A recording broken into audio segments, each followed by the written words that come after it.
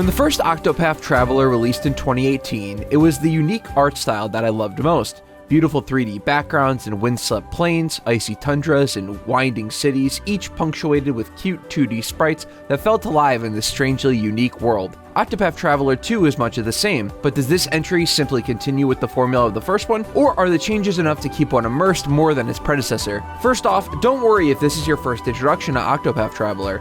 If you haven't played the first game, there's no reason to really go back to it. The stories are all different, and what little connection there is between games is loose at best. Starting with one of the 8 playable characters, your first decision is deciding which to be your main character. After your initial starter character is chosen, you'll play through their first chapter. This sets the story for the individual character, as well as their motivation for traveling the world. I chose the thief Throne, literally only because I enjoy robbing the world blind. What I was given in her story was a heavy introduction to a woman that was adopted as a child into a crime ring, and one that would see her story turned against the same people she grew up alongside as siblings. Surprisingly heavy, the story only deepens as the mother and father figures of the clan decided to choose a successor, intending for those successors to battle out to the death for a chance at becoming the clan's leader. Throne wants to be free, and her struggle is one I won't soon forget.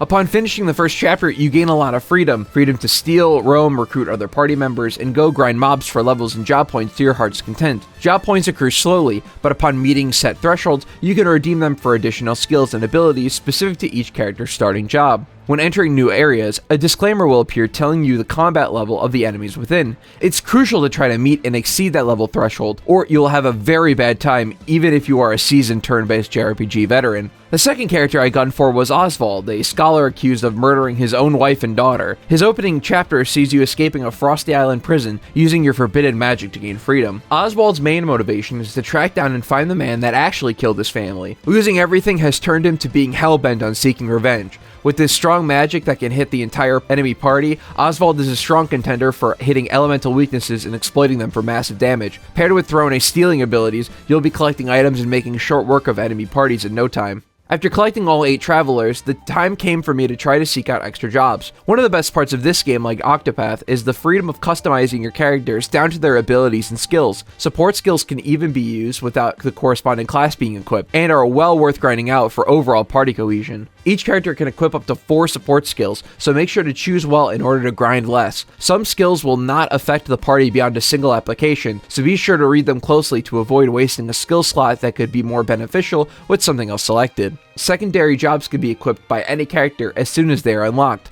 Like its predecessor, Octopath Traveler 2 does feature secret jobs that can be sought out along your travels, as well as guides that feature the 8 main jobs. Guilds are hard to find, but when found will give the player a license for another party member to take on a corresponding job. 2 additional licenses can be earned through completing side quests, giving a total of 3 per job that can be collected. Outfitting your party with additional jobs is a great way to expand not only their available skills and elemental abilities, but the weapons that can be equipped by the character. The more coverage you have in your party, the easier it will be to reduce shield points of enemies and inflict break status to deal massive damage. A new feature for EX skills has been added, with special shrines hidden across the world that bestow a strong ability on corresponding party members. Visiting these shrines without the specified party member will result in nothing at all happening, but making a note of where these shrines are located and coming back with the party member in tow is better to do sooner rather than later. With the new EX skills and the day-night path actions, Octopath feels more robust than our last adventure, but still falls short in one area that feels crucial to some: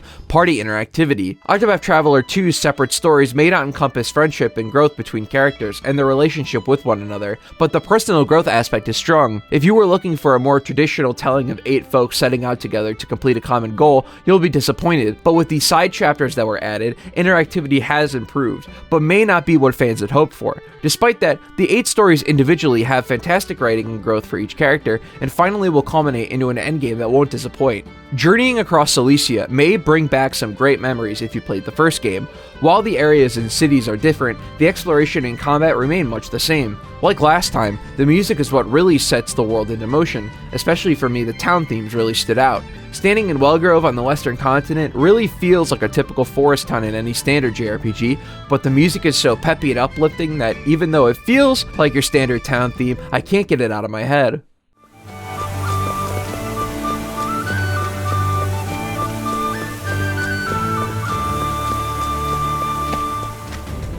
Overall, if you want to spend 100 hours traveling about a beautiful and varied world, you could do far worse than Octopath Traveler 2. Catchy town tunes and battle themes make this adventure really come alive. As I hit the end of the game, I still hadn't found some of the secret jobs or regular hunters guilds, but that just means that my journey won't truly be over just yet. 8 stories, 8 finales, and hours of wonderful gameplay may not give us the interwoven fable that we've hoped for, but what's here is an incredibly improved adventure over our first HD 2D4A.